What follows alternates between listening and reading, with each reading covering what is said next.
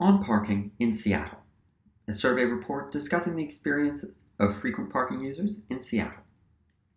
This survey study, conducted with frequent users of parking payment terminals in Seattle, seeks to evaluate the scalability of motivational survey results, to contextualize pain points identified in the previous studies, and to assess the popularity of proposed solutions. Further, it will broaden the scope of inquiry to include differences in target user group and the applicability of design affordances thereto. Finally, it will seek to integrate feedback across all three studies to provide data-driven recommendations for a single parking system that best suits the needs of the target population. Succinctly put, we will ask, how does the design of the parking payment system help or hinder the broad corpus of frequent users in the parking experience? Moreover, what consensus or consensuses exist within the community about the parking experience? In this slide, what parking payment system best serves the frequent users in the city of Seattle and beyond?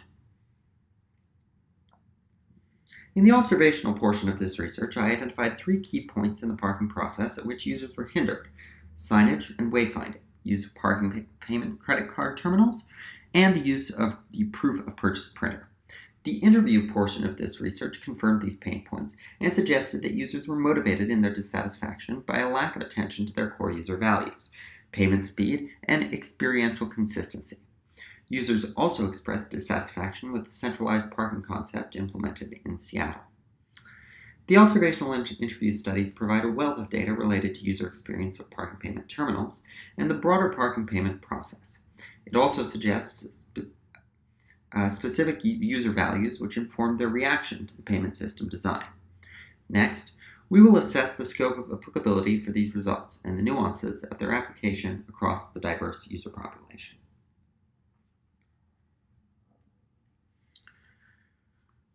The most frequent users of the parking system are those who regularly use a car when consuming entertainment, food, or local goods and services. It's on these regular leisure users of the parking system that this study will focus, because of the disproportionate effect of parking affordances on this population. The ideal participant of this study parks often in their neighborhood shopping district when consuming goods or services, or in a local business and entertainment district on a regular basis. In order to fulfill these requirements, included participants must be ordinarily resident in Seattle. They must have access to a car, and they must use it for leisure purposes, parking in a metered parking area and paying for parking at least 4 times per month. I received 30 responses to my survey, of which 18 met my inclusion criteria. This reflects my efforts at precisely targeting the survey online. The study was carried out using an online survey propagated by social media on Facebook. Participants were targeted on the platform for car ownership and residency in Seattle, and were screened for frequency of parking use in the survey. The survey was hosted on Google Forms, which was aliased to an official UW web address to enhance credibility. The high-level questions we're seeking to answer here are: when are users aided in their goals of the parking system? When are they hindered in their goals by the system? What do frequent users expect from a parking payment system, and why? What goals do users have for the parking payment process? What differences exist between frequent parking users in terms of motivation, expectation, and goals, and what consensuses unite them?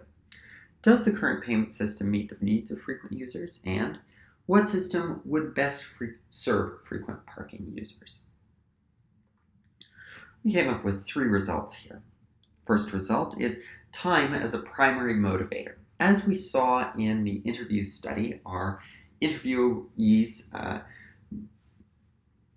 consistently identified time as the primary motivator in their experience, and that bears out in our survey results. When we asked participants to rank the factors in the parking experience that were important to them, they consistently chose time minimization first. In the individual facets of the parking experience, when we asked them to rate both their extra time spent on each of the facets and their satisfaction with that facet separately, we see a strong correlation between satisfaction and average extra time it takes to perform the task. We aggregated results here between those two questions to see a strong negative correlation in the average satisfaction as average extra time increases. And 12 out of the 18 respondents mentioned time as important in their long response. There are several quotes here, including, parking payment isn't well designed for anyone, it takes forever. And I like parking in Seattle because it's reasonably fast compared to Edmonds where I work, although it could be faster. All these quotes and the responses elsewhere in the survey represent a significant concern with the amount of time that parking is taking. So, users almost exclusively prioritize time minimization over other factors when they are evaluating their parking experience. We saw that time was far and away the most rated, first rated factor of importance in the parking experience. And users don't believe that the current parking system puts enough emphasis on time. When we asked about the facets of the experience and indeed the overall experience, we got fairly negative results. Users are putting their overall satisfaction with the system at about a 4 out of 10, which indicates some deep-seated dissatisfaction, which appears to come from the lack of focus on time. So in order to fulfill the needs of users, a parking payment experience has got to be fast and seamless. So, recommendations. I recommend a redesign of the parking payment interface with a view towards minimizing disruption to user activity. I recommend a replacement of the one per block centralized meters with individual meters, which will cut down on the time spent in transit to the meter, and the replacement of card payment terminals, which are still giving users trouble and wasting a significant amount of their time. One of the new parts of this survey was that we are able to determine some of the demographics and some of the motivations more precisely in terms of who are the frequent parkers of Seattle. And we discovered that there was actually a pretty significant disconnect between two subgroups of people who are parking for leisure. I identified them as frequent parkers and very frequent parkers.